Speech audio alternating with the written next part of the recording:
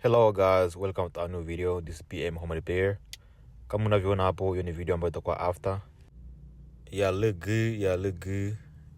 Ndio yuko hapo, inafanana mzuri sana kabisa. So, let's start over. Hapo ndio ilikuwa zamani, ilikuwa tu TV kwenye ukuta bila zake makabati. So, tukapigiwa simu na mwenye nyumba akasema anapenda nyumba yake ifanane mzuri, yani ipendeze kiufupi. Nikapull up kwenda fanya kazi. Maana alikuwa ingine state, mimi naishi Indiana but anaishi ingine state. Nikatravel mpaka kwaje kwenda fanya kazi nyumba yake. So hapo nilikuwa mtu peke, nilikuwa fanya kazi peke yangu hapo. So mtu peke. Hapo nilikuwa tia frame za TV na za kabati pia. Nilikuwa tia frame kwanza. Keep watching video. Kama unavyoona hapo niko natia zangu frame.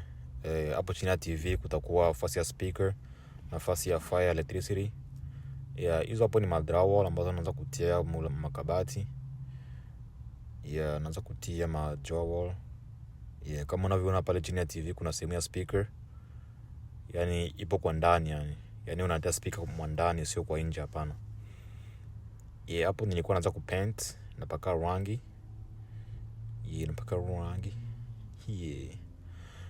So vitu kama hivi yani vinapatikana, sio vinapatikana, tunajenga. Tunatravel state, kama uko nje ya state tunafika pia. Mimi naishi Indiana. Popote tunatia kambi.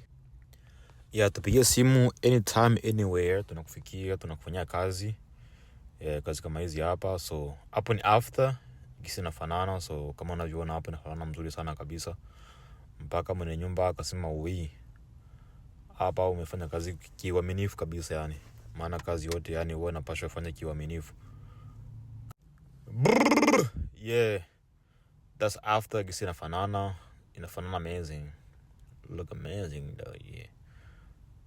Hapo ni nafasi ya switch, nafasi ya kuwasha matala za mle ndani na kuzimisha. Inafanana mzuri yani mpaka nitamani. Look good. So ukihitaji vitu kama hivi tupigie simu, tunapatikana Indiana. Tunatravel kila state. Namba ya simu nitaitia hapo chini. Ukihitaji nifuate inbox. Ibibyo babocho, ibibyo toleo mangamanga tumupati Indiana.